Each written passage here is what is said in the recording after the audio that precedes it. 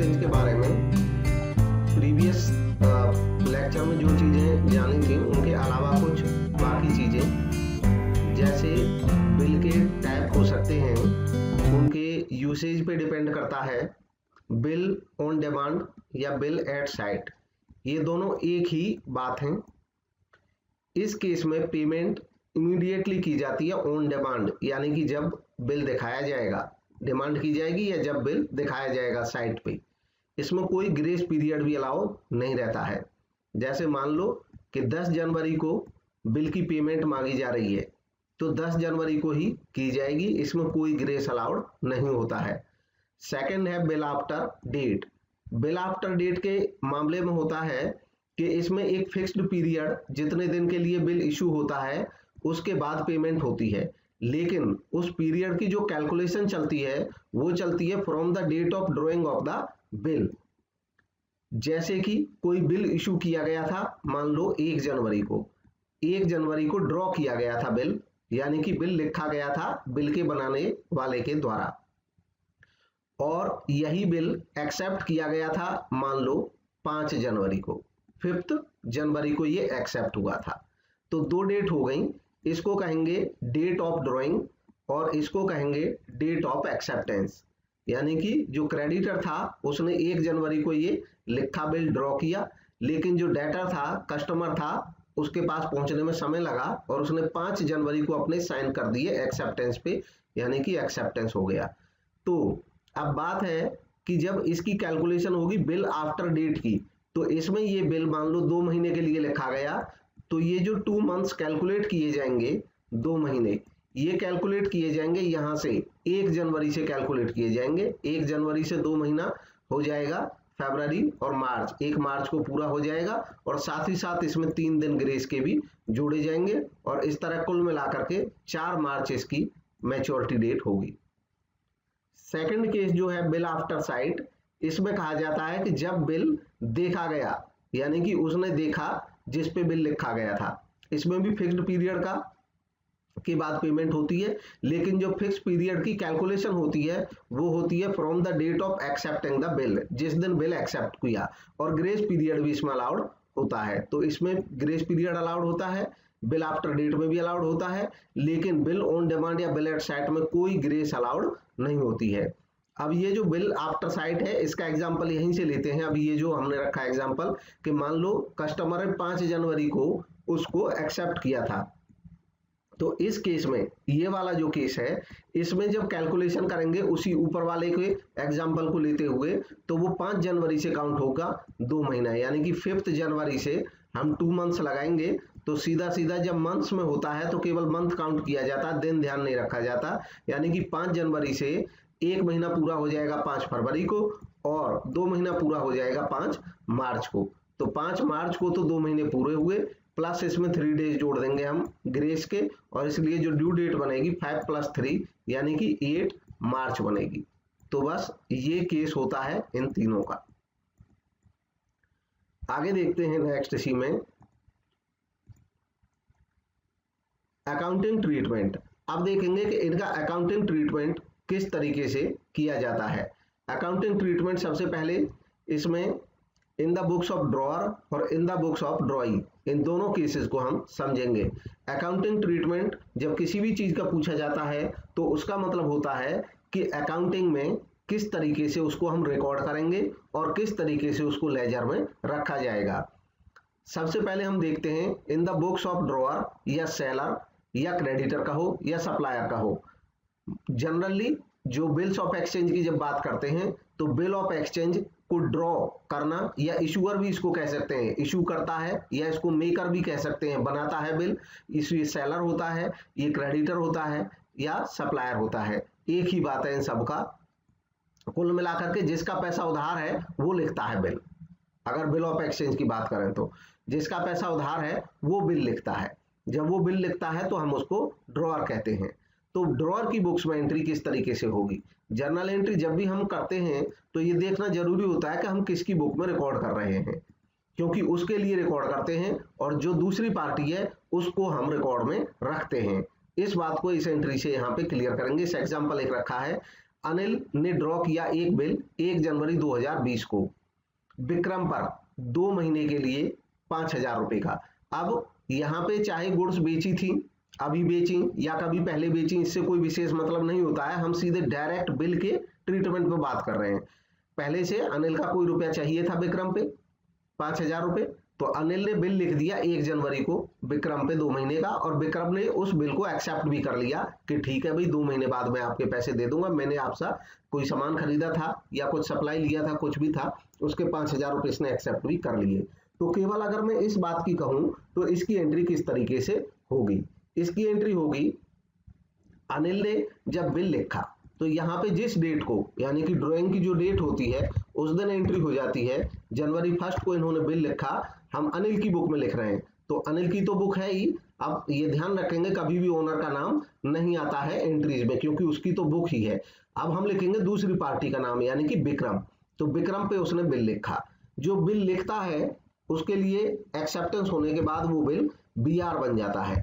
तो ये अपने यहाँ BR एक एसेट हो गई इसकी, BR अकाउंट डेबिट करेगा, और BR अकाउंट डेबिट हो जाएगा, साथ ही जिसने इसका बिल एक्सेप्ट कर लिया उसको ये यहाँ पे क्रेडिट कर देगा। उसको क्रेडिट क्यों कर रहे हैं मैं उसका कारण भी बताऊंगा। टू विक्रम, विक्रम को क्रेडिट इसलिए कर दिया क्योंकि विक्रम इसका डेटर था, देनदार था। डेटर जो होते हैं उनके डेबिट बैलेंस होते हैं। अब क्योंकि विक्रम ने बिल एक्सेप्ट कर लिया तो ये जो डेटर है विक्रम, ये कन्वर्ट हो गया हमारा एसेट में। अगर इसको कभी आप एग्जांपल कहो, आपसे कोई कहे कि ऐसी कोई ट्रांजैक्शन बताओ जिसमें एक एसेट कम हो जाए और दूसरी एसेट बढ़ जाए, तो ये इस टाइप का एक एग्जांपल है। क्योंकि जो डेटर होते हैं, विक्रम डेटर है अनिल का, ये एसेट होते हैं। तो एक एसेट कम हो गई, डेटर कम हो गया विक्रम, और BR बढ़ गया, दूसरी एसेट बढ़ गई। कुल मिलाकर के इसको हम जितने रुपए से ये बिल हमने इश्यू किया उसकी एंट्री हो जाएगी यहाँ पे 5,000 रुपीज। तो ये इसका एंट्री करने का सामान्य सा तरीका है। अब ये BR हो गया एसेट अनिल का। आगे देखते हैं, अगर मान लो इसी एग्जांपल को हम कंटिन्यू करते रहेंगे और सारे ट्रीटमेंट इसी से करा देंगे। Retaining the bill till maturity, मान लो बिल को इसने मैच्योरिटी तक अपने पास रखा अनिल ने। Drawee keeps the bill and gets the payment on maturity. तो एग्जांपल उसी को आगे बढ़ाते हैं। अनिल ने ड्रॉ किया था एक बिल 1 जनवरी 2020 को विक्रम पर 2 महीने का, और विक्रम ने उसको एक्सेप्ट भी कर लिया था। अब है the bill was met on maturity, जो बिल था वो मैच्योरिटी पे मेट हो गया। इसका मतलब ये होता है कि जब मैच्योरिटी आई, यानी कि जब ड्यू डेट आई, तो बिल की पेमेंट समय से मिल गई। जब बिल की पेमेंट समय से मिल गई तो उसकी एंट्री हम यहाँ पे पेमेंट करने की करेंगे। पहली एंट्री उसी को मानेंगे जो अभी बताई थी, और जब इसकी पेमेंट आएगी अनिल के पास, तो अनिल के पास कैश आ जाएगा। पेमेंट आएगी कब? ड्यू डेट हमको कैलकुलेट करनी होगी। और ड्यू डेट कैलकुलेट कैसे करेंगे? ड्यू डेट कैलकुलेट करेंगे क्योंकि 1 जनवरी को ये बिल ड्रॉ हुआ था। अच्छा, एक बात मैं पहले नहीं बताई थी, उसको यहाँ पे बता देता हूँ। जब बिल के बारे में ये नहीं बताया गया हो कि ये बिल एट साइट है या बिल आफ्टर डेट है या किस कैटेगरी का है, तो हमेशा बिल माना जाता है कि bill after date. After date यानी कि ड्राइंग की डेट के बाद, मतलब जो पीरियड आप काउंट करोगे वो ड्राइंग की डेट से करोगे जिस दिन बिल ड्रॉ किया गया है, और ग्रेस पीरियड भी आप दोगे। तो ये सामान्य रूल आपको मानना है जब कोई ऐसी जानकारी नहीं हो कि ये बिल किस तरीके का है।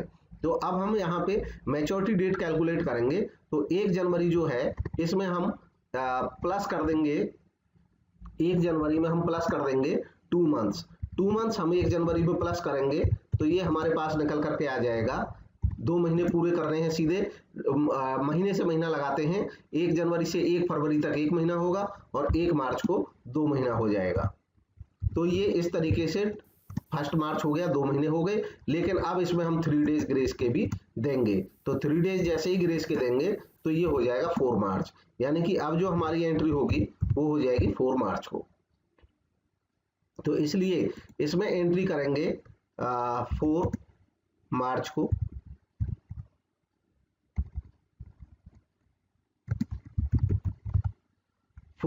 हम एंट्री कर देंगे यहाँ पे, और एंट्री में लिख दिया जाएगा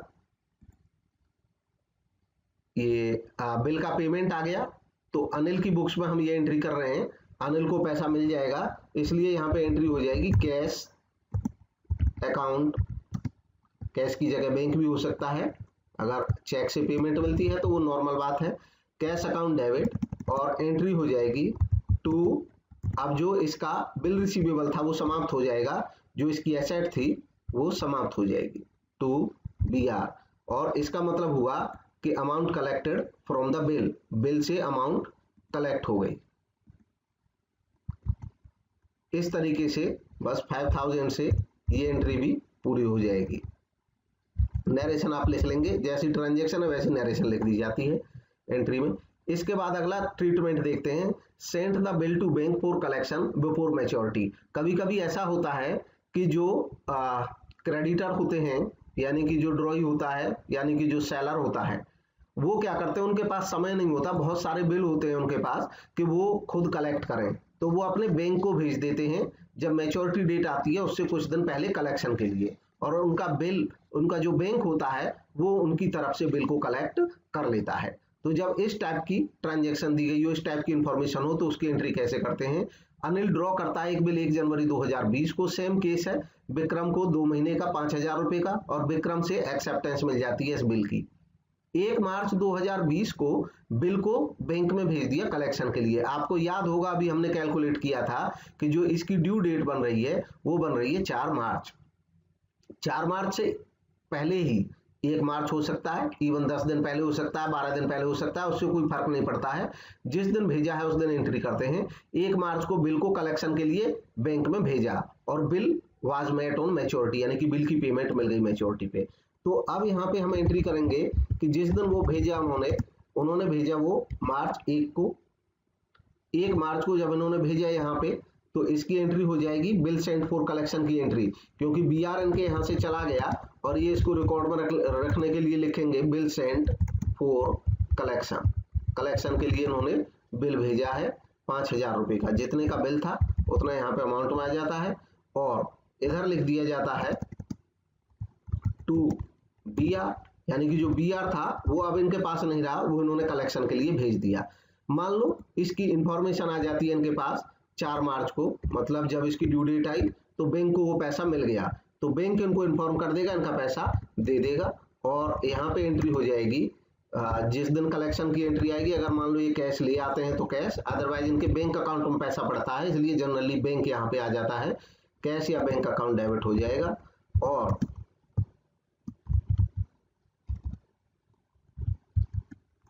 ऊपर भी यहाँ पे डेबिट आना था, तो डेबिट हमेशा लगाएंगे डेबिट वाले अमाउंट के लिए।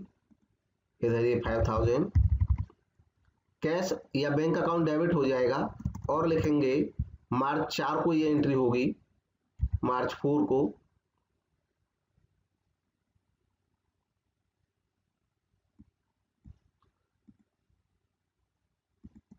कैश या बैंक अकाउंट डेबिट, इनको जितना मिल जाएगा उतना रुपए ये लिख देंगे। और अब ये जो बिल सेंट फॉर कलेक्शन था इसको ये कैंसिल कर देंगे, बिल सेंट फॉर कलेक्शन इन्होंने रिकॉर्ड के लिए लिखा था, अब उसका पैसा आ गया, केस खत्म।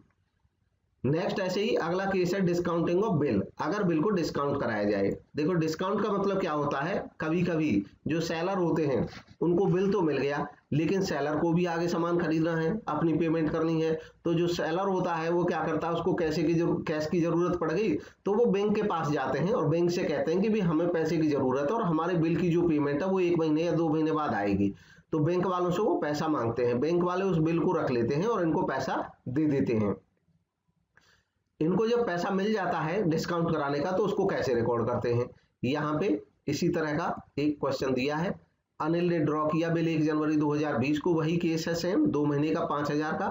विक्रम ने एक्सेप्ट भी कर लिया था बिल को। अब 4 जनवरी 2020 को ही, यानी कि 4 जनवरी 2020 को ही इनको अनिल को जरूरत पड़ गई पैसे की, और ये जाते हैं बैंक में और इन्होंने कहा बैंक वालों से डिस्काउंट कर दो, उन्होंने डिस्काउंट कर दिया और कुल मिलाकर के 4900 रुपए इनको मिल गए। दरअसल कुछ पैसे बैंक काट लेता है अपने खर्चे के, तो 100 रुपए बैंक ने काट लिए, तो अब इनको कुल मिला के 4900 रुपए मिले और मैच्योरिटी पे बिल की पेमेंट हो गई। तो इस केस में एंट्री कब और कैसे होती है, तो पहली एंट्री इस केस में जो बिल इशू किया वो तो ऐसे ही होगी जैसी पहले केस में बताई थी। जब ये बैंक से डिस्काउंट कराएंगे इसको तो उस समय एंट्री कैसे होगी, ये 4 जनवरी को ये जाते हैं बैंक और बैंक से ये डिस्काउंट कराते हैं तो बैंक वाले इनको पैसा दे देंगे। अब यहाँ पे ये भी ध्यान रखना है, बैंक वाले दरअसल बैंक अकाउंट में पैसा जमा कर देते हैं हमारे में, कैश ना दे करके। तो बैंक या कैश कुछ भी हो सकता है, आप अपनी सुविधा के अनुसार यहाँ पे लिख सकते हो। एक्चुअल प्रैक्टिस में जो एक्चुअल इम्पैक्ट होता है वही लिखा जाता है। कैश या बैंक अकाउंट डेबिट, अब इनको जो पैसा मिला, तो इनको पैसा मिला केवल 4,900, तो जितना रुपया इनको मिला उतना ये यहाँ पे लिख देंगे। और इसके बाद यहाँ पे एंट्री आ जाएगी जो इनका पैसा कट गया, उसको ये कहेंगे डिस्काउंट एक्सपेंस या डिस्काउंट चार्ज। तो जो डिस्काउंट चार्ज इनको लग गया, डिस्काउंट चार्ज, वो इनके लिए खर्चा है, डेबिट है। और याद रखना ये जो डिस्काउंट चार्ज है ये उसी को पे करना पड़ता है, उसी को बियर करना पड़ता है जिसने डिस्काउंट कराया है, यानी कि सेलर ने स्वयं इसको बियर करना होगा। तो टोटल 100 रुपये ये डिस्काउंट का बियर करेगा। बाकी एंट्री हो जाएगी, क्योंकि बीआर इन्होंने बैंक में जमा कर दिया तो इनका नहीं रहा अब ये बीआर, अब ये बीआर चला गया बैंक के पास, तो 2 बीआर लिख देंगे। ये हो जाएगा 5,000। इसे बैंक से डिस्काउंट की एंट्री होती है। अब यहाँ पे ध्यान रखेंगे कि जब बिल पेमेंट पे मैच्योरिटी पे पे हो गया तो अब इनके यहाँ कोई एंट्री नहीं होगी अनिल की, क्योंकि अनिल तो पहले ही पैसे ले चुके और बिल को ये बेच चुके हैं बैंक को। तो अब पैसा बैंक को मिल जाएगा, ये केस वहीं पे खत्म हो जाएगा, इनके यहाँ कोई एंट्री नहीं होगी। नेक्स्ट देखेंगे endorsement of A bill. Endorsement का मतलब होता है कि signing and transferring the bill bye creditor या ड्रॉअर टू हिज क्रेडिटर। मतलब जैसे अनिल जो सेलर थे यहाँ पे, उनके पास ये बिल था 5,000 का, अब अनिल को किसी और की पेमेंट करनी थी, चेतन की। तो इसको पढ़ लेंगे, इस एग्जाम्पल को, इसको देखेंगे इस मामले में। चेतन क्रेडिटर थे अनिल के, तो अनिल ने चेतन को दे दिया ये बिल कि भाई मेरा ग्राहक है विक्रम, वो पैसे देगा समय पे, आपको मिल जाएगा और आप इसको पेमेंट में एक्सेप्ट कर लीजिए। तो ठीक है, अब अनिल क्या एंट्री करेंगे, अनिल अपने यहाँ एंट्री करेंगे इस बिल की, जिस दिन दिया है उस दिन। किस दिन दिया है, इन्होंने दिया 15 जनवरी 2020 को एंडोर्स किया चेतन को बिल, तो ये 15 जनवरी को लिखेंगे। अपने यहाँ तो बीआर इनके यहाँ पहले ही बन चुका है, अब जनवरी 15 को ये एंट्री करेंगे, जनवरी 15 को इनके यहाँ पे एंट्री हो जाएगी कि जो चेतन इनका क्रेडिटर था उस चेतन को अब ये कर देंगे डेबिट। तो चेतन को डेबिट कर देंगे, या तो चेतन डेबिट लिखेंगे या चेतन अकाउंट डेबिट, इस बात का ध्यान रखेंगे, या तो केवल चेतन डेबिट या चेतन अकाउंट डेबिट। यहाँ पे एपोस्ट्रोफी लग जाती है। जो पर्सनल अकाउंट होते हैं, यानी कि जब लोगों के नाम होते हैं या संस्था का नाम होता है, तो या तो एपोस्ट्रोफी एस लगाते हैं और या केवल सीधा लिख देते हैं बिना अकाउंट लगाए। अकाउंट लगाना है आपको तो एपोस्ट्रोफी एस लगा करके लगाना होता है। चेतन अकाउंट डेबिट, तो चेतन अकाउंट को डेबिट कर दिया जाएगा 5,000 से, ये इनका 5,000 का क्रेडिटर था और इन्होंने चेतन को दे दिया अपना बीआर, तो ये बीआर अब इनके पास नहीं रहेगा और इसलिए बीआर इनके यहाँ से हो जाएगा खत्म। अब इसके बाद क्या होगा कि मान लो इस केस में कहा था कि bill was met on maturity, bill maturity पे मैट हो गया, तो अनिल के यहाँ तो कोई एंट्री अब होनी नहीं है, क्योंकि ये जो बीआर था ये तो चला गया चेतन के पास और चेतन को ये पहले ही सेटल कर चुके हैं उसकी पेमेंट। तो अब अगर पैसा मिल गया चेतन को तो इनके यहाँ इसकी एंट्री कोई नहीं होगी। इसी के साथ हम देख लेंगे यहाँ पे कि क्या चेतन की बुक्स में भी कोई एंट्री होगी इसकी क्रेडिटर की। तो जी हाँ, चेतन की बुक्स में एंट्री होगी। चेतन की बुक्स में पहली एंट्री तो होगी जनवरी 15 को, जब इनको ये बीआर मिला, जनवरी 15 को इनको ये बीआर मिला था अनिल से, तो अब ये इनका बीआर बन गया तो इनकी एसेट बन गई, इसलिए बीआर अकाउंट डेबिट लिखेंगे, बीआर अकाउंट डेबिट लिखेंगे और यहाँ पे लिख देंगे बीआर अकाउंट डेबिट टू इनको जिससे मिला है, इनको अनिल से मिला है तो ये अनिल को अपनी बुक्स में डेबिट कर देंगे, तो सॉरी क्रेडिट कर देंगे। तो इस तरीके से 5,000 की ये एंट्री इनके यहाँ पे हो जाएगी और ये बिल का ट्रांजैक्शन हुआ। साथ ही साथ जब ये बिल मैट हो जाएगा, तो अभी हमने देखा था कि अनिल के यहाँ कोई एंट्री नहीं हुई थी क्योंकि पैसा तो चेतन को मिला, तो जब इसकी ड्यू डेट आएगी, ड्यू डेट हमने कैलकुलेट की हुई है पहले ही मार्च 4 को, जब ड्यू डेट आएगी तो ये पैसा जो मिलेगा वो कैश या बैंक अकाउंट जैसे भी पेमेंट मिलेगी वो एंट्री होगी, इस बार यहाँ पे वो एंट्री होगी चेतन के यहाँ पे, क्योंकि कैश मिला चेतन को, तो ये 5,000 रुपीज की जो एंट्री बनेगी इस बार ये चेतन के यहाँ बनेगी और यहाँ पे लिख देंगे इनको, अब इनके पास जो बीआर इनको मिला था वो कैंसिल हो जाएगा, इनके पास ये बीआर एसेट था उस बीआर को ये कैंसिल कर देंगे टू बीआर बोल करके। तो इस तरीके से ये एंट्रीज होती रहेंगी, अकाउंटिंग ट्रीटमेंट होता रहता है। आगे देखेंगे accounting treatment in the books of ड्रॉई या बायर या डेटर या कस्टमर, यानी कि जिस पार्टी को पेमेंट करनी है उसके यहाँ क्या एंट्रीज होती हैं।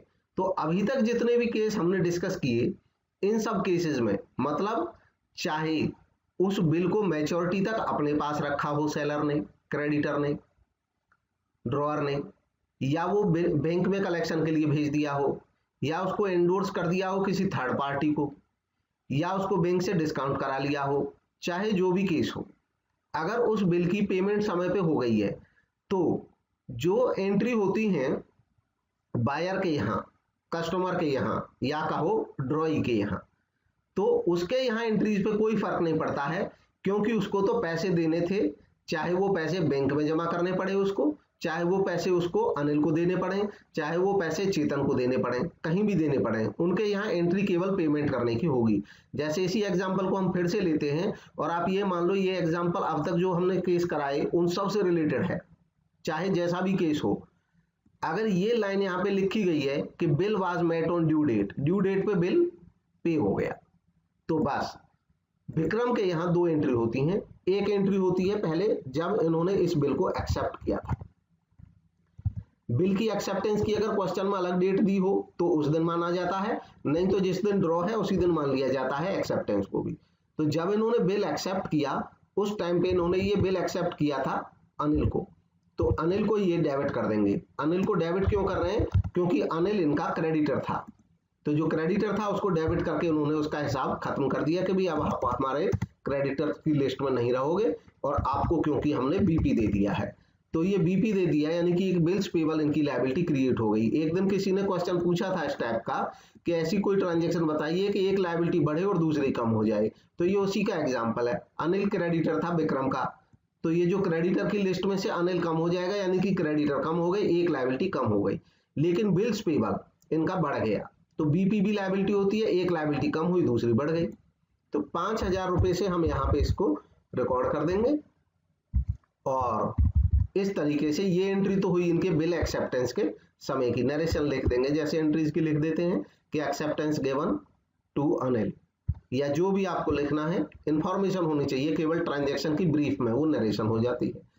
दूसरी एंट्री इनके पास होगी जिस दिन इसकी मैच्योरिटी पे पेमेंट होगी, और मैच्योरिटी पे पेमेंट मार्च 4 को जो ड्यू डेट थी उस दिन इसकी क्योंकि पेमेंट सही से हो गई थी, तो उसकी एंट्री इनके यहाँ पे होगी। अब ये जो बीपी था इनकी लायबिलिटी वो खत्म हो जाएगी इनकी लायबिलिटी, क्योंकि उन्होंने अपनी लायबिलिटी की पेमेंट कर दी है, तो बीपी को डेबिट कर देंगे और यहाँ पे क्रेडिट कर देंगे टू कैश को या टू बैंक को। अगर कैश में पेमेंट की है तो कैश, और अगर चेक से पेमेंट की है तो टू बैंक। तो इस तरीके से ये एंट्रीज हो जाती हैं ड्रॉई की बुक्स में या कस्टमर की बुक्स में। अभी तक हमने जो ट्रीटमेंट देखा वो तब तक का देखा जब सब सही सलामत था, यानी कि बिल की पेमेंट हुई थी, समय पे हुई थी। लेकिन ऐसा जरूरी नहीं है कि बिल की पेमेंट समय पे हो जाए। कुछ केस ऐसे होते हैं जब बिल की पेमेंट नहीं हो पाती है। जब बिल की पेमेंट नहीं हो पाती है तो उसको हम बोलते हैं डिसऑनर ऑफ बिल, यानी कि बिल का अनादर होना, कि भाई अनिल ने ड्रॉ किया था बिल। उसी एग्जाम्पल को हम आगे बढ़ाते हैं। अनिल जी ने बिल ड्रॉ किया था 1 जनवरी 2020 को विक्रम पर 2 महीने के लिए 5,000 रुपए का। अनिल सेलर थे, कोई सामान इन्होंने पहले बेचा होगा, विक्रम ने खरीदा होगा, विक्रम ने एक्सेप्ट भी कर लिया था बिल। लेकिन जब पेमेंट की डेट आई तो bill was not met on due date, bill not met लिखा हो, या कभी हो सकता है बिल वाज रिटर्न अनपेड, जो भी लिखा हो आपको मीनिंग निकाल लेना है कि अगर उसकी पेमेंट नहीं हुई है तो it means it is dishonour of bill, ये बिल का डिसऑनर है। बिल का डिसऑनर जब होगा तो क्या एंट्रीज होती हैं?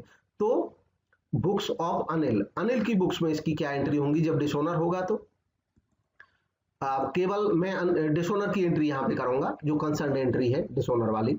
डिसऑनर की एंट्री होगी मार्च 4 को। उसी एग्जांपल को हम आगे कर रहे हैं कंटिन्यू, जो अभी तक चल रहा था। मार्च 4 को जब पेमेंट होनी थी तो पेमेंट नहीं आई इनके पास। देखो अगर पेमेंट आती तो ये कैश डेबिट कर देते, अब लेकिन पेमेंट नहीं आई तो ये क्या करेंगे? अब अनिल कहेंगे कि जो हमारा डेटर था उसको फिर से डेटर की लिस्ट में शामिल कर लेते हैं। विक्रम को जिसको डेटर की लिस्ट से उन्होंने हटा दिया था अब ये उनको फिर से अपने डेटर्स में शामिल कर लेंगे और सिंपल सी बात है, यहाँ पे विक्रम को डेबिट कर दिया जाएगा और 2 क्रेडिट कर देंगे ये उस बिल को, क्योंकि बिल की मैच्योरिटी पूरी हो गई है और इसलिए अब ये बिल नहीं रहा, ये खत्म हो गया। तो बीआर एसेट खत्म हो गई। अब फिर से देखो, जो बीआर इनको मिला था उस समय, वो बीआर अब मैच्योर हो गया, खत्म हो गया है, इसलिए इन्होंने फिर से विक्रम को अपना डेटर बना लिया है अपनी बुक्स में।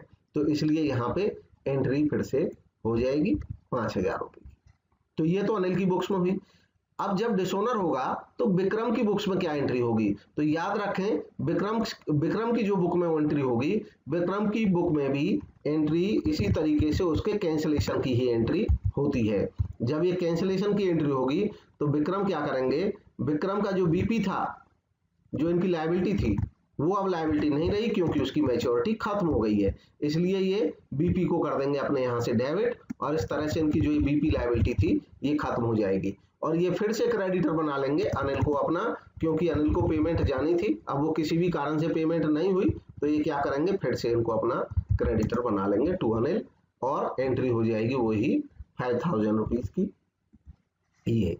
हालांकि इसमें ऐसा भी हो सकता है, ये वो आगे और केस डिस्कस करेंगे हम, अभी ये डिसऑनर का हो गया, कंटिन्यूएशन में और बढ़ाते हैं। जो मैक्सिमम पॉसिबल केसेस हैं इसके वो मैं कराने की कोशिश करूंगा, जो ज्यादा महत्वपूर्ण है। ऐसे तो केसेस तो और भी ढेर सारे हो सकते हैं। नोटिंग चार्जेज, नोटिंग चार्जेज क्या होते हैं, ये इसी से रिलेटेड है। जब डिसऑनर होता है, fees charge by notary public. अब जैसे मान लो अनिल का बिल डिसऑनर हो गया, तो अनिल के पास कोई सबूत नहीं है कि भाई ये डिसऑनर हो गया, इन्होंने नहीं दिया है। मतलब अनिल अगर कोर्ट में जाना चाहे इनके खिलाफ, विक्रम के खिलाफ, कि भाई इनको पैसा देना था और इन्होंने पैसा नहीं दिया, तो यहाँ पे एक महत्वपूर्ण बात ये है कि एज पर लॉ बिल के कलेक्शन की ड्यूटी अनिल की है। मान लो अनिल कोर्ट में चले जाते हैं और कहते हैं विक्रम ने समय पे पेमेंट नहीं की मेरी और इसलिए इन पे फाइन लगाया जाए, वो मेरा समय था पेमेंट का, वो टूट गया। तो विक्रम कहेंगे कि मेरे पास इनकी बिल का आया ही नहीं था कोई नोटिस, आता तो मैं जरूर देता, क्यों नहीं देता।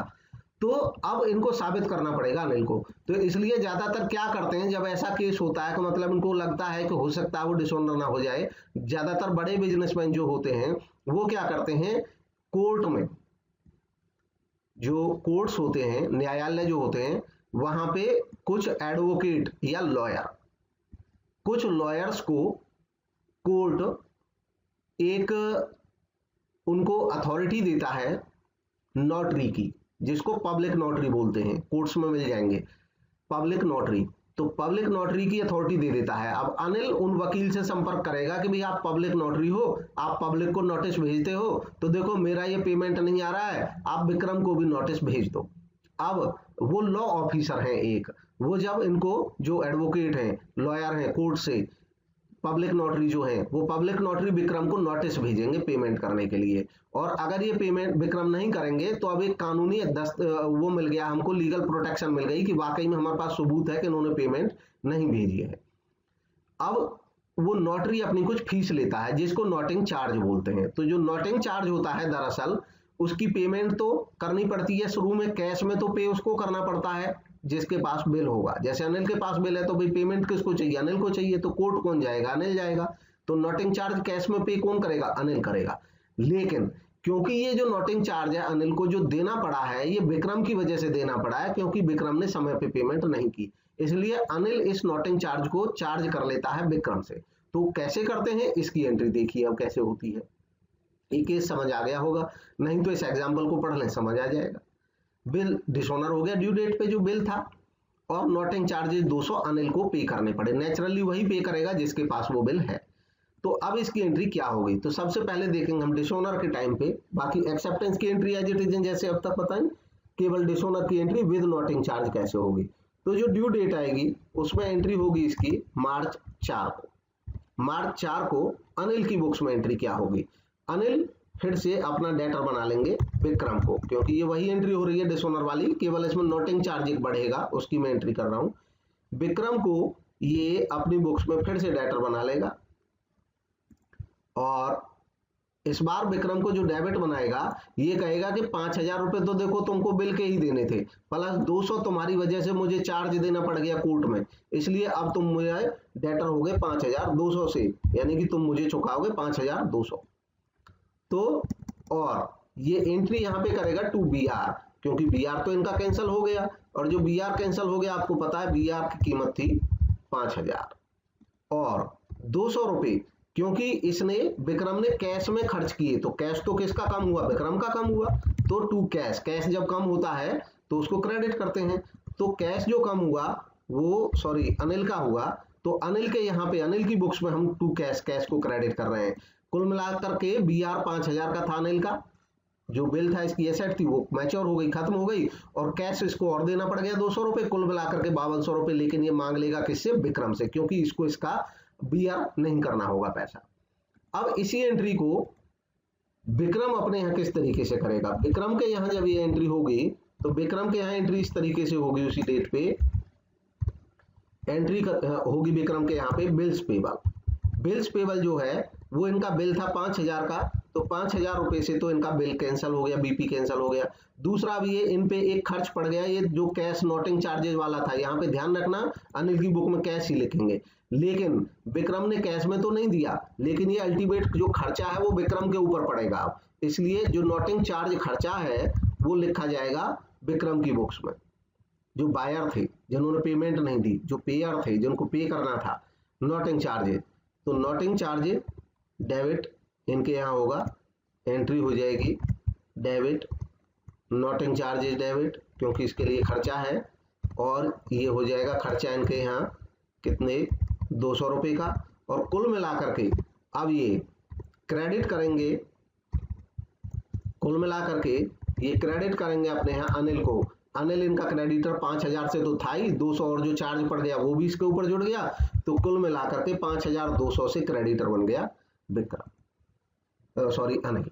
अब मान लो अनिल को बाद में ये पे कर देते हैं, तो उसकी एंट्री भी मैं चलो यहाँ पे एक और एंट्री जोड़ देता हूं, मान लो ये बाद में इसको पे कर देते हैं इस पैसे को,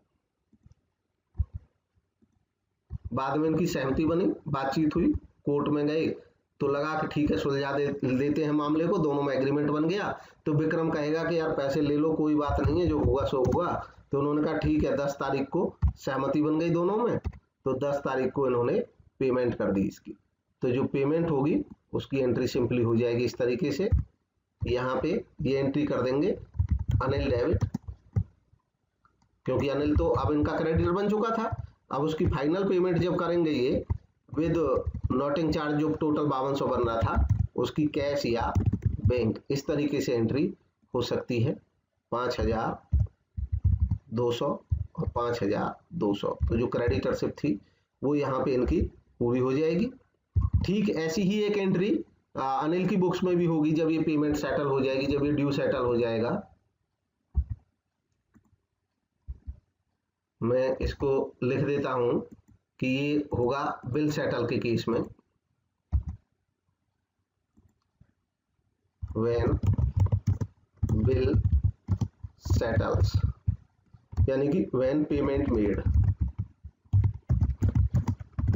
जो मैटर था वो सॉर्ट आउट हो गया और मान लो पेमेंट हो गई, तो एंट्री इनके यहां भी बनेगी इसी तरीके, इसको टोटल 5200 रुपये मिल जाएंगे, और 5200 रुपये मिलने की एंट्री हो जाएगी कैश या बैंक अकाउंट डेबिट, ये हो जाएगा टोटल इनको जो मिल गई 5200 रुपये, और ये क्योंकि विक्रम को इन्होंने डेटर बना लिया था टू विक्रम।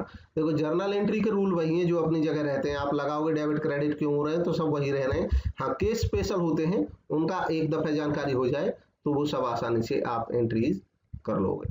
ये उसी डेट में जिस दिन इनको पैसा मिला सेटलमेंट में, उस दिन ये एंट्री हो जाएगी। उधर जब यहाँ पे पेमेंट हो गई तो उसी दिन इधर भी ये एंट्री यहाँ पे लिख जाएगा कि जब पेमेंट होगी तब ये एंट्री होगी। नेक्स्ट देखते हैं आगे, एक केस है, ये वो केस है जब थोड़ा सा इसमें और बढ़ा दिया है कि अनिल ड्रॉ करते हैं, ये नॉट मतलब ये नोटिंग चार्ज है वो भी जुड़ गया है इसमें, नोटिंग चार्ज 200 यहाँ पे भी जुड़ा हुआ था। अनिल ड्रॉ करते हैं, देखते हैं वही एग्जांपल है, इसमें थोड़ा सा कुछ बढ़ाया शायद, बिल वाज डिसऑनर्ड, अनिल, अच्छा ये इसलिए बढ़ाया क्योंकि चेतन की बुक्स में क्या एंट्री होगी, मान लो ये चेतन को अगर ऐसा बिल हो, वो बिल तो पिछला था अनिल के पास ही था और डिसऑनर हो गया था। ये जो केस था हमारा, ये था कि अनिल ने बिल ड्रॉ किया था विक्रम को 2 महीने का, विक्रम ने बिल एक्सेप्ट किया और ड्यू डेट पे बिल डिसऑनर हो गया। लेकिन कभी कभी क्या होता है कि मान लो अनिल ने वो और आगे बढ़ा दिया था वो बिल, और अब अगर डिसऑनर होता है तो क्या होता, अनिल ने ड्रॉ किया बिल 1 जनवरी 2020 को विक्रम पर 2 महीने का 5,000 का, विक्रम ने एक्सेप्ट भी कर लिया, मतलब बिल वो बन गया। 15 जनवरी 2020 को बिल एंडोर्स हो गया चेतन के फेवर में, यानी कि अनिल ने चेतन को दे दिया, चेतन की पेमेंट करनी थी, अनिल का क्रेडिटर था ये। लेकिन अब ये बिल डिसऑनर हो गया और नोटिंग चार्जेस 200 इस बार देने पड़ेंगे किसको, चेतन को, क्योंकि इस बार ये पैसा ये बिल किसके पास है, चेतन की है, तो इस बार चेतन देगा। लेकिन एंट्री इस केस में क्या था कि अनिल ने ये बिल आगे दे दिया था चेतन को, चेतन अनिल का क्रेडिटर था। अब चेतन को ये 200 रुपए नोटिंग चार्जेस के पे करने पड़ गए, तो चेतन अपने यहाँ बुक्स में क्या एंट्री करेंगे, अब क्योंकि चेतन को तो ये बिल मिला था अनिल से, तो चेतन अनिल से मांगेगा, ये हमेशा याद रखना, वो अपने ही डेटर से मांगेगा, डायरेक्ट नहीं पहुंचेगा वहां। तो ये अनिल से कहेगा और अनिल को अपने बुक्स में डेबिट कर लेगा कि भाई तुम्हारे ग्राहक का बिल था, पेमेंट नहीं हुई है, तुम मुझे पैसा दो। और ये पूरे 5,000 बिल के और 200 रुपए जो चेतन को इस बार कैश में खर्च करने पड़ गए नोटरी चार्ज, वो पूरे अनिल से वसूल करेगा और एंट्री हो जाएगी अनिल डेबिट 5200। और जो बी आर था इनके यहाँ, इनका बी आर कैंसिल हो ही गया है, तो B R to B R लिखेगा, बी आर को कैंसिल कर देगा, मतलब इसकी जो एसेट थी खत्म हो गई 5,000 की, तो उसकी एंट्री हो जाएगी यहाँ पे। दूसरा, इनको कैश देना पड़ा था, तो इसलिए कैश क्योंकि इस बार चेतन को देना पड़ा था, तो इसका कैश चला गया था वो पब्लिक नोटरी को 200 रुपए देने में, तो इसलिए ये 200 रुपए इसके कम हुए, तो इसके यहाँ क्रेडिट हो रहे हैं। लेकिन ये वसूल किससे रहा, अनिल से। अच्छा, अब अनिल किससे वसूल लेगा, अनिल क्या करेगा इस एंट्री को, अनिल फिर उससे वसूल लेगा बदले में, अनिल वसूल लेगा इसको विक्रम से, तो ये विक्रम को डेटर बना लेगा और एंट्री हो जाएगी विक्रम डेबिट, क्योंकि इसको पता है कि ये तो विक्रम का बिल था। विक्रम से कहेगा कि भाई तुम लाओ 5200, तुम्हारी वजह से वो बिल कैंसिल हो गया, मुझे 5200 देने। वो अनिल क्या करेगा, विक्रम को डेटर बना लेगा अपना 5200 से, क्योंकि अल्टीमेटली ये 5,000 प्लस 200 नोटिंग चार्ज कुल मिलाकर के 5200 से मांगेगा और क्रेडिट कर देगा चेतन से, तो टू चेतन कर देगा 5200, चेतन को फिर से अपना क्रेडिटर बना लेगा। तो इस तरीके से एंट्री हो जाएंगी। नेक्स्ट है रिन्यूअल ऑफ बिल, बिल का रिन्यूअल होना। रिन्यूअल होता है कभी कभी क्या होता है कि जैसे बिल की डेट आने वाली है, नजदीक आ गई, और जो डेटर है, जो कस्टमर है, वो जो पेयर है जिसको पैसा पे करना है, वो उसको लगता है कि मैं पे नहीं कर पाऊंगा इस डेट पर, तो वो क्या करता है कि बिल के जो मैच्योरिटी डेट है उसके आने से पहले ही अप्रोच कर देता है अनिल को कि भी ऐसा करो, एक नया बिल 1 महीना और दे दो, मुझे 1 महीना और दे दो, मतलब जो पुराना बिल है वो कैंसिल कर दो, एक नया बिल इशू कर दो 1 महीने के लिए, क्योंकि मैं पे नहीं कर सकता हूँ पैसा। और अनिल एग्री कर गया इसकी बात को कि ठीक है चलो कोई बात नहीं, 1 महीने का नया बिल बना देते हैं और पुराने बिल को कैंसिल कर लेते हैं। अब चाहे यहाँ पे लिखा हो कैंसिल करना या नहीं लिखा हो, अगर मान लो नया बिल इशू हो रहा है पुराने की जगह, तो पुराना ऑटोमेटिकली कैंसिल हो रहा है और उसकी एंट्री वही होती है जो डिसऑनर वाले की होती है। तो इसके साथ ही साथ क्योंकि 1 महीने एक्सटेंशन मांग रहा है, तो कई दफा ये आपस में तय कर लेते हैं कि भाई एक्सटेंशन मांग रहे हो तो देखो तुम पे ब्याज लगेगा।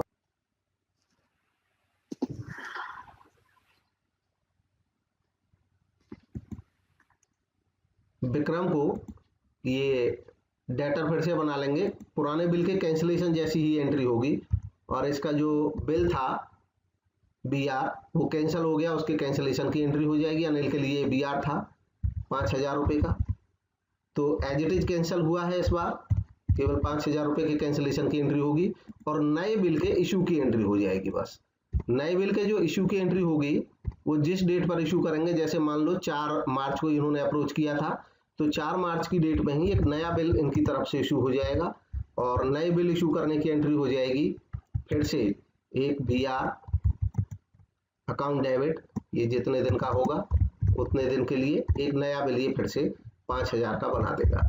ये बिल ब्याज समेत भी हो सकता है नया बिल, और ब्याज के बिना भी हो सकता है। कई दफा ये क्या करते हैं कि कैश में पे कर देता है कि भाई जो 100 रुपए ब्याज का है वो अलग से कैश में पे कर रहा है, तो बिल जो है बी आर वो 5,000 रुपए का ही बनेगा और अनिल को अलग से मिल जाएंगे 100 रुपए। तो कैश अकाउंट डेबिट हो जाएगा, यहाँ पे कैश अनिल को मिल रहा है, जो ब्याज के लिए मिलेगा वो कैश मिलेगा, और कैश मिल रहा है 100 रुपये, तो उसकी एंट्री इस तरीके से अलग से हो जाएगी। बाकी नीचे क्रेडिट कर देंगे ये टू, जो विक्रम को डेटर बनाया था कैंसल होने पर, उसको फिर से ये विक्रम को क्रेडिट कर देगा। तो विक्रम 5000 रुपये से क्रेडिट साइड में हो जाएगा, और जो इंटरेस्ट के 100 रुपये मिले हैं वो इसके लिए इनकम है, इसलिए उसकी इनकम की एंट्री होगी इंटरेस्ट रिसीव्ड। इंटरेस्ट रिसीव्ड की एंट्री हो जाएगी, यहाँ पे इनकम है इसके लिए 100 रुपये। बस यही एंट्रीज बाद में विक्रम के यहाँ पे होंगी। विक्रम के यहाँ जिस तरीके से कैंसिलेशन की एंट्री होनी थी, इनके यहाँ एक कैंसिल हो जाएगा बिल, पहले पुराना बिल जो है उसकी एंट्री कैंसिलेशन की होगी। पुराना बिल जब कैंसिल होगा तो जो बीपी है इसका वो डेबिट हो जाएगा, इस तरीके से पुराना बिल हो जाएगा इसका कैंसिल। क्रेडिट कर लेंगे अनिल को क्रेडिट कर लेंगे, ये पुराने बिल के कैंसिलेशन की एंट्री होगी पहले। साथ ही नया बिल जो इशू होगा और जो ब्याज इसको पेमेंट करना पड़ेगा उसकी एंट्री हो जाएगी, यही मार्च 4 को ही उसकी एंट्री बन जाएगी यहाँ पे। उसमें एंट्री अनिल जो इसका क्रेडिटर था उसको फिर से ये डेबिट करके उनका हिसाब पूरा करना पड़ेगा इसको। दूसरा, इसको ये जो इंटरेस्ट है विक्रम के लिए खर्चा है, तो ये इस इंटरेस्ट को लिखेगा जो 100 रुपये देना पड़ रहा है, इंटरेस्ट अलाउड। इंटरेस्ट इसके लिए खर्चा है, इसके लिए खर्चा है 100 रुपये का इंटरेस्ट, तो 100 रुपये ब्याज इसके लिए एक्सपेंस हो गया, इसलिए डेबिट हो जाएगा। और साथ ही साथ यहाँ पे क्रेडिट साइड में इन्होंने नया बीपी इसके लिए बन गया, और जो नया बीपी बना है वो 5000 से बना है, और इसको कैश में देना पड़ा पैसा, तो कैश हो जाएगा 100 रुपये जो इसको पेमेंट करनी पड़ी इंटरेस्ट के लिए। तो इस तरीके से एंट्री हो जाएंगी। और एक केस लास्ट और रह गया इसमें, रिटायरिंग ऑफ बिल। कई दफे समय से पहले बिल की पेमेंट हो जाती है। अब चाहे रिटायरिंग ऑफ बिल हो, अगर बिल रिटायर होगा, ये जो केस था रिन्यू कराया था बिल, तो हाँ, रिटायरिंग ऑफ बिल का मतलब होता है कि समय से पहले पेमेंट हो जाना। इसमें क्या हुआ है कि अनिल का जो बिल था विक्रम पे, सेम एग्जांपल में ही हम अगला केस ले रहे हैं, रिटायरिंग ऑफ बिल का समय से पहले दे देता पैसा। विक्रम ने अप्रोच किया 4 फरवरी को कि भी 12% रिबेट पे आप ले लो, पहले ही मेरे पास पहले ही इकट्ठा हो गया है। तो ऐसे 1 जनवरी का जो बिल था, इसकी पेमेंट तो 2 महीने का बिल था, 4 मार्च को होनी थी, लेकिन 4 फरवरी यानी कि पेमेंट से 1 महीने पहले, तो पेमेंट से 1 महीने पहले ही इन्होंने कहा कि भाई मैं पैसे देना चाह रहा हूं, तो इस केस को कहते हैं रिटायर करना, समय से पहले पेमेंट मिल जाना। अब मान लो इसने एक्सेप्ट भी कर लिया अनिल ने, तो समय से पहले पेमेंट मिलने की एंट्री हो जाएगी, और बस पेमेंट मिलने की जो एंट्री बनती है सिंपली बनेगी यहाँ पे केवल कैश अकाउंट डेबिट। इन्होंने क्वेश्चन में बता दिया है साफ साफ, रिबेट इसको देना पड़ रहा है, पहले पैसा मिल रहा है, तो ठीक है, ये भी रेडी हो गया कि रिबेट अलाउड लिख देगा, इसने रिबेट दी है ये, तो रिबेट अलाउड हो गई। यहाँ पे कैश तो मिल गया इनको, कितना 5000 रुपये थे, लेकिन 12% पर एनम कट जाएगा ब्याज। अब 12% पर एनम सालाना है, तो अगर मंथली हम कहेंगे तो 1% रहेगा, और 1 महीने का है, इसलिए 1% मंथली जब लगाएंगे हम 5000 पे, तो ये 50 रुपये बैठेगा डिस्काउंट। तो कुल मिलाकर के इनको जो पैसा मिलेगा वो 4950 मिलेगा, और रिबेट अलाउ कर दी 50 रुपये की, क्योंकि रिबेट इसके लिए अब खर्चा हो गया, तो डेबिट हो गई इनके यहाँ पे, समय से पहले पैसे मिल रहा था इसलिए इसने स्वीकार भी कर लिया। इधर पेमेंट इतना तो कैश आया, और 2 इनका जो BR था वो कैंसिल हो गया पूरा का पूरा 5000 से, तो ये एंट्री बिल रिटायर की होती है। इसी टाइप की एक एंट्री विक्रम के यहाँ पे होगी, इसी रिटायरमेंट की। विक्रम के यहाँ पे एंट्री हो जाएगी रिटायर करने की, कि बीपी, इनका जो बीपी था वो पूरा का पूरा सेटल हो गया, तो बीपी सेटल करने की एंट्री कर देंगे, ये बीपी को डेबिट कर देंगे, बीपी को डेबिट ये कर देंगे एंट्री हो जाएगी, बीपी को डेबिट कर देंगे, पूरा 5000 का इनका जो बीपी था वो समय से पहले रिटायर हो गया, और इनको जो कैश देना पड़ा वो कम देना पड़ा, तो कैश जो कम देना पड़ा उसकी एंट्री ये यहाँ पे कर देंगे जितना कम दिया है। तो कैश टू कैश इनको देना पड़ा 4950 का, और साथ ही साथ टू रिबेट, अब इनको रिबेट मिल गई है, छूट मिल गई है, इनको बेनिफिट हो गया, तो ये लिख देंगे टू रिबेट रिसीव्ड। कैलकुलेशन में कोई कमी हो तो उसको सही कर लेना, बाकी कोई ऐसा है नहीं इशू। इधर यहाँ पे आ जाएगा 50 रुपये, तो इस तरीके से मैच्योर की हो गई। अब एक लास्ट और होता है बहुत महत्वपूर्ण, एकोमोडेशन बिल। एकोमोडेशन बिल होते हैं जब सहायता के लिए एक फ्रेंड को जरूरत है पैसे की, वो दूसरे फ्रेंड से मिलता है, जैसे अनिल और विक्रम, यहाँ पे 2 फ्रेंड्स हैं, और ये अब लास्ट टॉपिक है आज का। अनिल और विक्रम फ्रेंड्स हैं, विक्रम को जरूरत है 10,000 रुपए की, तो वो कॉन्टेक्ट करता अनिल से। अब अनिल कहता है यार पैसे तो मेरे पास भी नहीं है, लेकिन एक तरीका है मेरे पास। अनिल कहता है कि एक तरीका है मेरे पास कि तुम एक बिल ड्रॉ कर दो मुझ पे, ऐसा मान करके कि मुझ पे तुम्हारे ऊपर उधार है नहीं, लेकिन मान लो, और उसको मैं एक्सेप्ट कर लूंगा। अब विक्रम ने वैसा ही किया, विक्रम ने कहा ठीक है यार मैं तुम पे बिल लिख देता हूँ 2 महीने का, 1 जनवरी 2020 को। अनिल एक्सेप्ट कर लेता है बिल को। 4 जनवरी 2020 को विक्रम ने डिस्काउंट कराया ये बिल अपने बैंक से, और 9,800 रुपए मिल गए इनको, तो इनका काम चल गया। और जब समय आया पेमेंट का, तो क्योंकि ये बिल लिखा गया था किसके, अनिल के ऊपर, तो अनिल को इसने विक्रम ने भेज दिए 10,000 रुपए, और अनिल ने वो बैंक में जमा कर दिए, तो मामला सेटल हो गया। तो ऐसे केस में देखें, यहाँ पे देखें ये जो बिल लिखा था ये विक्रम ने लिखा था 10,000 का, तो एंट्री की शुरुआत जो हम करेंगे वो विक्रम से कर देंगे पहले, एग्जाम्पल के हिसाब से बस वो देखना है। तो जब बिल लिखा जाएगा तो बिल लिखने की एंट्री तो वैसे ही होगी जैसे पहले केस में थी, एंट्री हो जाएगी बिल लिखने की BR, इस बार अब ये इसको BR बन जाएगा, और इसलिए BR अकाउंट डेबिट हो जाएगा, जितने रुपए की जरूरत थी उतने का इन्होंने बिल लिख दिया, बिल लिख दिया 10,000 का। अब इसके जो फ्रेंड थे उसने मान लिया कि चलो ठीक है मान लेते हैं, तो इसने अपने फ्रेंड को क्रेडिट कर दिया टू अनिल। अब एक तरह से अनिल इसका क्रेडिटर बन गया, ऐसा करने के बाद अनिल ने मदद कर दी कि तुम बिल लिख दो। अब विक्रम के पास जो बिल आ गया, इस बिल को लेकर के विक्रम पहुंच गया बैंक में, और बैंक वालों से कहा, यहाँ पे 4 जनवरी दी है, मान लो 4 जनवरी को, जनवरी 4 को ये बैंक पहुंच गया, बैंक वालों से कहा कि यार मुझे कैश चाहिए, और मेरा ग्राहक है एक अनिल है नहीं, लेकिन उन्होंने जो अपना बनाया था प्लान उसके अकॉर्डिंग उन्होंने बताया मेरा ग्राहक है अनिल, अनिल देगा 10,000 रुपये 2 महीने बाद। तो बैंक वालों ने कहा ठीक है हम तो आपकी गारंटी पे दे रहे हैं इसलिए दे देते हैं, तो 9,800 रुपये उन्होंने इसको दे दिए, और 200 रुपये डिस्काउंट काट लिया। तो डिस्काउंट विक्रम को खर्चा लगेगा एक, क्योंकि इसका काम हुआ है, तो डिस्काउंट जो हो गया वो डिस्काउंट यहाँ पे 200 रुपये इसको बियर करना पड़ेगा, लेकिन इसको पैसा मिल गया, पैसा मिला, और इसका जो BR था वो अब खत्म हो गया। तो इस तरीके से इन्होंने इसका डिस्काउंट का बेनिफिट लिया 10,000।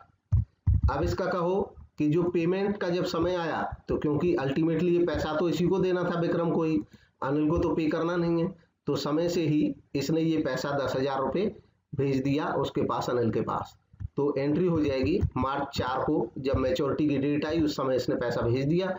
जब पैसा भेजेगा तो एंट्री करेगा अनिल डेबिट, अनिल के पास भेज रहा है तो अनिल को डेटर बना लिया, और टू कैश। अब याद रखना ये पूरा कैश देगा 10,000, क्योंकि इसकी जरूरत थी, वो 200 रुपये इसी को बियर करने पड़ेंगे, उसने तो केवल मदद की थी अनिल ने, अनिल के पास ये 10,000 रुपये भेजेगा। अब यहाँ पे एंट्री में जरा नोट करना, देखो किस तरीके से सारा काम सेटल हो गया।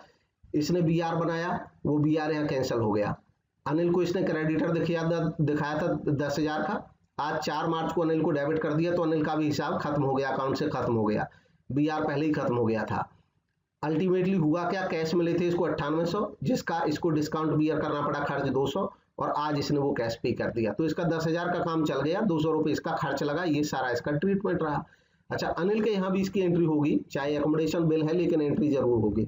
एंट्री क्या होगी, जब इस पे अनिल पे बिल लिखा गया था तो उस टाइम पे इसने ये एक्सेप्ट कर लिया था, तो इसके लिए ये बीपी बन गया था, और इसके लिए ये एंट्री करता अपने बुक्स में, विक्रम को डेबिट करता और यहाँ पे लिखता टू बीपी, और इस तरीके से ये एंट्री हो जाएगी। 10,000 का बिल इन्होंने मान लिया था उसका, अब इसको कुछ नहीं करना पड़ा। बाद में जब ड्यू डेट आई तो इसके पास ये 10,000 रुपये किससे आ गया, ये विक्रम से आ गया। जब विक्रम से आ गया तो इसने एंट्री कर दी, ये मार्च 4 को इसको पैसा मिल गया, cash debit, cash account debit हो गया। और ये कैश कहाँ से आया, ये विक्रम से आया। विक्रम से आया तो इन्होंने लिख दिया टू विक्रम। जो विक्रम डेबिट किया था इसने वो अब क्रेडिट किया, तो हिसाबों इसका बुक्स में इसका हिसाब समाप्त हो गया विक्रम के साथ जो लेन देन था। और अब इसका जो बीपी इसके ऊपर खड़ा हुआ है, इसकी ये बैंक वालों को पेमेंट कर देगा, और उस पेमेंट के पैसे भी विक्रम से आ गए थे, तो उसकी एंट्री कर देगा पेमेंट की एंट्री यहाँ पे, ये पेमेंट की एंट्री कर देगा। पेमेंट के लिए यहाँ पे लिखेगा, ये अपना जो बीपी था वो इसका बीपी कैंसिल हो जाएगा और ये पेमेंट अपने बैंक को कर देगा, यानी कि कैश जमा कर देगा बैंक के पास।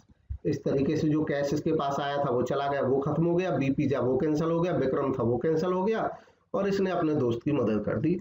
इस तरीके से एकोमोडेशन बिल्स की एंट्री करते हैं। और भी केसेस हो सकते हैं, बाकी सब इसी के हिसाब से एडजस्ट हो जाएंगे।